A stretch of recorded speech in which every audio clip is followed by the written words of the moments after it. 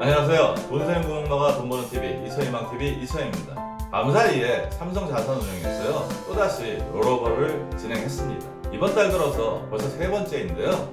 그만큼 상황이 급박하다는 이야기입니다. 결국 5월물 종가가 마이너스 37.63불을 기록하면서요 운용사나 투자자나 마이너스 공포에 짓눌려 있어서 이런 현상이 벌어지고 있습니다. 오늘은 월물이 교체된 현황하고요 투자할 때 유의할 사항에 대해서 말씀을 드리겠습니다. 먼저 삼성자산운용의 공지사항부터 살펴보겠습니다. S&P 다우존스 지수사업자가 WTI 원유선물 6월물을 WTI 원유선물 7월물로 조기 롤오버하는 조치를 취할 것이라고 발표했습니다. 이 조치는 2020년 4월 28일 장 종료 후에 실행될 예정입니다. 따라서 삼성자산운용도 WTI 원유선물 6월물을 교체할 예정인데요. 2020년 4월 28일부터 시장 상황을 감안해서 차례대로 롤오버를 진행하겠다는 공지사항입니다. 오늘 아침에 코덱스 WTI 원유 선물의 PDF를 한번 살펴보니까요. 이미 일부 롤오버가 진행이 됐습니다. 따라서 현재 6월물은 23.45%를 담고 있고요. 7월물은 30.75%, 8월물은 18.54%, 9월물은 8.89%, USO ETF는 13.33%를 담고 있습니다. 어떻게 변화했는지 알아보기 쉽게 제가 표로 만들어 봤습니다. 6월물은 4월 첫 롤오버 할 때 79.22%였는데 어젯밤에 롤오버를 하면서 23.45%로 줄었고요. 롤오버가 완료될 때까지 6월물은 제로가 될 겁니다. USO ETF도 20.78에서 13.33으로 줄었고요. 유의미하게 보셔야 될 거는 7월물이 19.93에서 30.75%로 증가를 했고요. 이번 롤오버가 종료되면서 7월물이 더 많이 증가를 할 겁니다. 따라서 롤오버가 완전히 종료되면요 코덱스 WTI 원유 선물은 7월물을 많이 담고 있다고 보시면 됩니다. 8월물과 9월물은요 크게 변동이 없었습니다. 이 자료를 준비하면서요 각 월물의 실시간 변동을 보여주는 CME 그룹에 들어가서 각 월물들의 변화사항을 한번 살펴봤습니다. 이상하게도 월물 교체만 하면 가격이 올라갑니다. 현재 6월물은 13.51이고요. 변화폭이 플러스 1.18이고요. 7월물은 플러스 0.16, 8월물은 0.10, 9월물은 마이너스 0.11입니다. 기준은 미국 시간 2020년 4월 28일 18시 43분 10초 현재입니다. 변화에서 보듯이 근월물, 즉 6월물과 멀어질수록 근월물을 반영하지 못합니다. 일반적으로 근월물에서 멀어지면 멀어질수록 변동폭이 작아집니다. 따라서 저번에도 제가 말씀드렸듯이요. 7월물이나 8월물이나 9월물을 보유함으로 해서요. 올라갈 때는 6월물을 보유했을 때보다 덜 올라가고 떨어질 때는 덜 떨어지게 됩니다.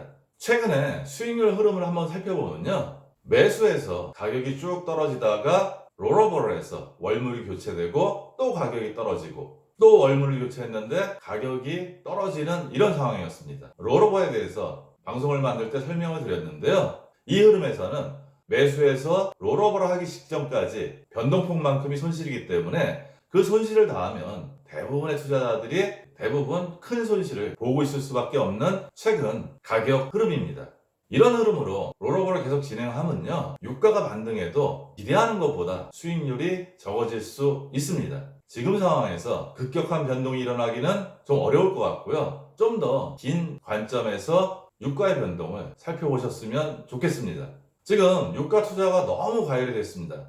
비트코인 열풍이 불 때하고 거의 흡사한 느낌이 드는데요. 그때 가진 자산을 올인하거나 아니면 빚까지 내서 크게 낭패를 겪으신 분들이 상당히 많습니다. 유가 투자는 투자의 한 부분입니다. 따라서 여유자산 중에 일부만 투자했으면 좋겠고요. 매수를 하실 때도 한 번에 전량 매수하지 마시고요. 분할해서 매수를 하셨으면 좋겠습니다. 삼성자산운용도 롤오버를 할 때 리스크를 줄이기 위해서 월물 교체를 한 번에 하는 게 아니고 나눠서 합니다. 따라서 우리도 리스크를 줄이기 위해서 매수할 때도 분할해서 매수하는 게 손실을 줄이고 수익을 키울 수 있는 방법입니다. 제가 좀 전에 급격한 반등을 기대하기 좀 어렵다고 한 이유는요. 보이는 사진은 LA 앞바다에 유조선들이 기름을 가득 채우고 떠다니고 있는 그런 사진입니다. 지금 가장 큰 문제가 되는 거는요, 저장시설이 점점 부족해지고요. 수요는 급감했는데 공급은 우리가 기대한 만큼 줄여지지 않았기 때문에 유가가 점점 더 떨어지고 반등을 하지 못하는 상황입니다. 유가가 반등하려면 그 해법은요, 수요가 급격히 늘거나 아니면 상류국들이 다시 의사결정을 해서 공급량을 저번처럼 찔끔이 아니고 대폭적으로 줄여야지 유가에 반등이 이루어질 수 있습니다. 지금 이런 상황이다 보니까 레버리지에 투자하셨던 분들은 거의 깡통 계좌와 다름없는 그런 상황에 처했습니다. 레버리지하고 곧버스 투자하실 때는요, 저는 좀 리스크 해치 차원에서 접근을 하셨으면 좋겠습니다. 저희가 원유 투자하는 방법은 지금 정방향 투자하고 역방향 투자가 있습니다. 방향을 먼저 예측하신 후에요, 반대 방향에 레버리지하고 곧버스를 조금만 활용하시면 수익이 좀 줄더라도 손실은 어느 정도 줄일 수 있습니다. 즉 우리가 유가에 투자하면 수익을 보거나 손해를 보거나 둘 중에 하나입니다. 하지만 해치라는 건 뭐냐면 리스크를 완전히 회피하는 게 아니고요, 손실을 볼 때 그 손실폭을 조금이라도 줄이려는 노력입니다. 제 판단에는요, 레버리지와 곧버스는 리스크 해치 차원에서 좀 활용하셨으면 좋겠고요, 정방향이나 역방향 투자한 금액의 한 10분의 1에서 10분의 2 정도 투자하시면 적절하다고 생각을 합니다. 지금은 유가가 낮은 상황에서 변동폭이 크기 때문에 장기간 보유할 수는 없고요, 단기간에 판단해서 매수 매도를 반복하시면서 리스크를 줄이는 게 맞지 않나 싶습니다.